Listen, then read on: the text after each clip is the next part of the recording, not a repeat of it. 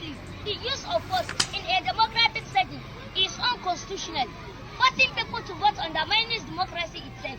Hence, democracy is built on the ideas of freedom of choice. People should be free to choose who to lead them. Making it mandatory to vote is directly taking away this freedom. Any government that tries to apply the use of force becomes authoritarian, attacking the personal liberties of its citizens. This alone disqualifies the assertion the credibility of any election is for people to be allowed to come out en masse on their own to vote. That even allowed the government and international community to assess the extent to which that election was successful. Having said that, consider the kind of politician we have in this country and how politics is being practiced. Who are we making voting mandatory for? Just April last year, we voted Tinubu to be our next president, with every hope that this will change for better. Upon swearing in, the first bit of color he gave us was to remove the petroleum subsidy, throwing the whole nation who took in Obia into untold hardship. Prices of goods and services continue to rise. Tinubu, with all his charisma, cannot handle this country the way we want.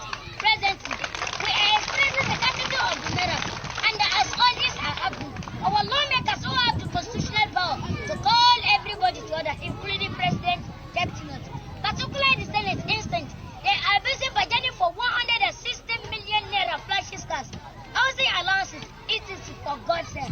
Is this the kind of our leaders who want to make voting mandatory for? Leaders that have turned out to be bunch of thieves, contractors, betrayers, ugliness, and some of them are not from the constitutional voter. Plus element are somewhere agitating for mandatory voting as if they are part of the changing of our greedy leaders.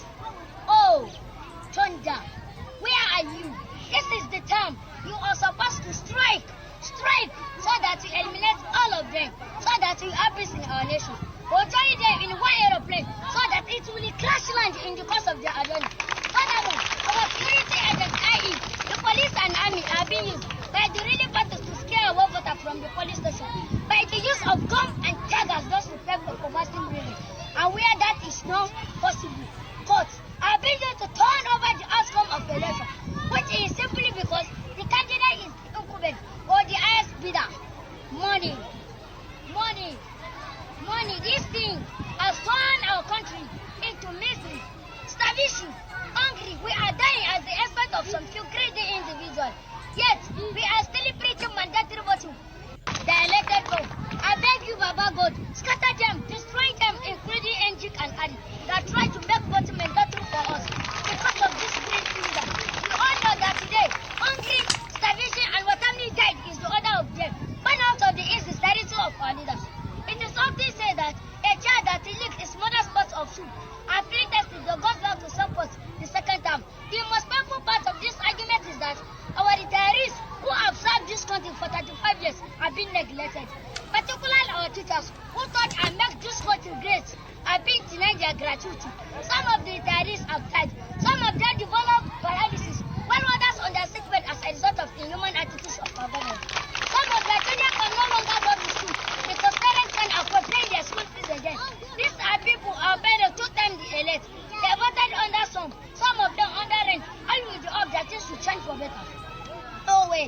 And some unscrupulous elements of some few greedy individuals.